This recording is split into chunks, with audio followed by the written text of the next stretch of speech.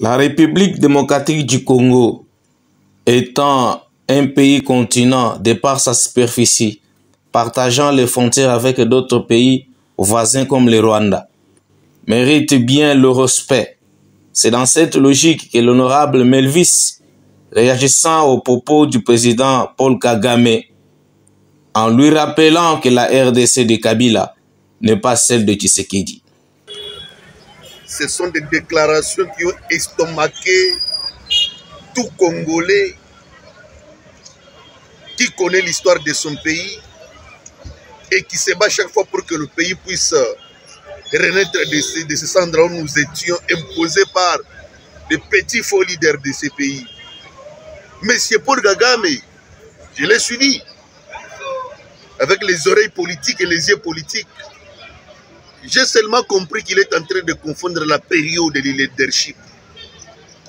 Je profite de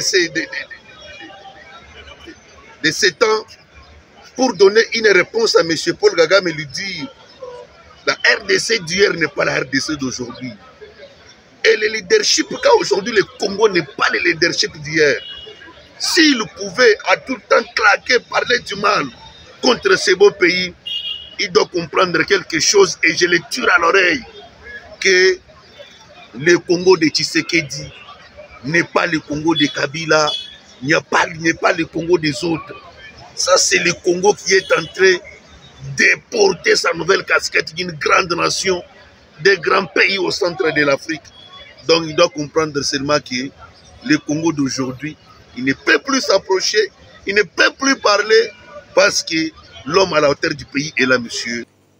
Réagissant également aux propos mal placés du vice-président Kenya, il vante un Congo qui est en train de monter en puissance, un Congo qui a le potentiel et un leadership qui fait bouger les calculs du monde pour enfin former un pays fort au centre de l'Afrique. J'ai un grand respect pour cet homme, le vice-président Kenya. Mais ce qui est grave, il n'a pas compris qu'aujourd'hui, le pays dont il est en train de se moquer, c'était une nation qui dormait. C'est un pays qui a des projets phares pour remonter la pisciculture et l'élevage. C'est un pays qui est en train de partir vers une destination qu'il ne comprenait pas. Il a seulement manqué l'occasion de se taire. Et il a seulement manqué de beaux conseillers. Parce que nous avons vu son président, son chef venir au pays, adorer cette belle nation, dire qu'aujourd'hui la RDC est en train maintenant de sortir là où il était fermé, est en train de sortir des gouffres, que le vice-président kenyan garde encore son souffle. La RDC d'aujourd'hui n'est pas la RDC d'hier. C'est un pays qui a tout le potentiel pour être cette grande nation.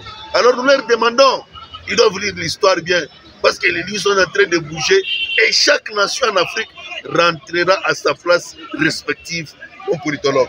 Merci, cher honorable, d'avoir répondu à ma question. Moi, je suis également content pour être sur ton micro et j'informe étant M. Paul Kagame et le vice-président kenyan qui doivent comprendre que ça, c'est une grande nation, ça, c'est un grand pays, ça, c'est un pays qui a maintenant un leadership complet pour répondre à toutes les questions.